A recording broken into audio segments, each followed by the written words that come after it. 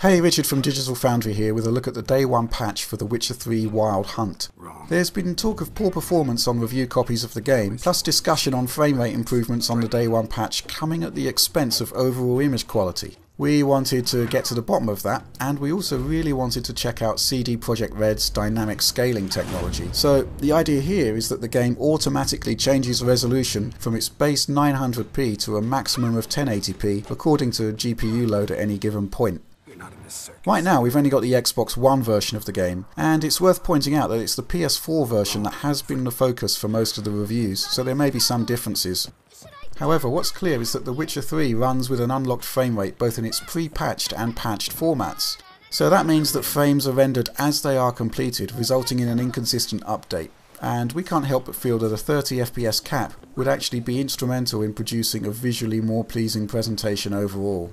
That said, it's clear that there has been a performance improvement overall. It's not especially dramatic and it's most notable in cutscenes, but it should help maintain visual and controller response when the engine is most under load during gameplay. The downside is that shadow draw distance does appear to have been compromised a touch. Not a major change, but it does result in some artifacts. On top of that, there have been some adjustments to texture filtering too. We noticed that it's reduced significantly in the game's tutorial section, but it appears mostly unchanged in the main game sections we tested. There have been some concerns that this important element of the visual presentation has been tangibly downgraded in Update 1.01. But across the run of play, our test suggests that there's overall parity, and in truth it's one of the less impressive elements of the game's overall visual quality, whether you're running with the update installed or not. The most noticeable difference isn't actually down to the renderer at all. The video cutscenes have much more stutter in the patched version than they did in the unpatched original, and that's a bug that we hope the developer addresses. Typically, during video sequences, game data is loading in the background simultaneously, and it seems that this is getting the priority in the new version of the code at the expense of smooth video playback. As for the game's dynamic scaler, well, the idea is that The Witcher 3 on Xbox One scales between 900p and 1080p depending on available GPU resources. In our testing, only the video cutscenes and the engine-driven title screen were actual native 1080p. Now, there is some evidence of indoor scenes running at resolutions higher than 900p, but even here it's clearly not a full HD presentation. In outdoor scenes and throughout most of the gameplay, it seems to be the case that The Witcher 3 still renders at its base 900p resolution.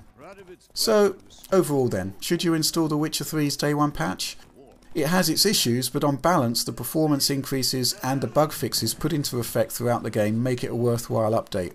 But it's clear that the game isn't quite as final and as stable as it should be. We'd like to see the cutscene stutter eliminated, and a 30 FPS cap with proper frame pacing would also be welcome. So that's all we've got for now. We'll have more Witcher 3 content throughout the week, and if you'd like to see more, like and subscribe, and we'll catch you later. Thanks for watching.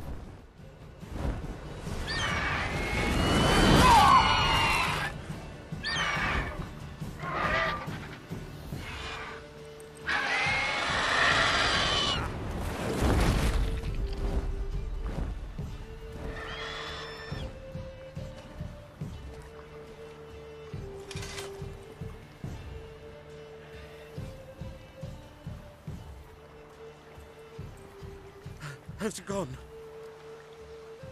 Yeah. Come out.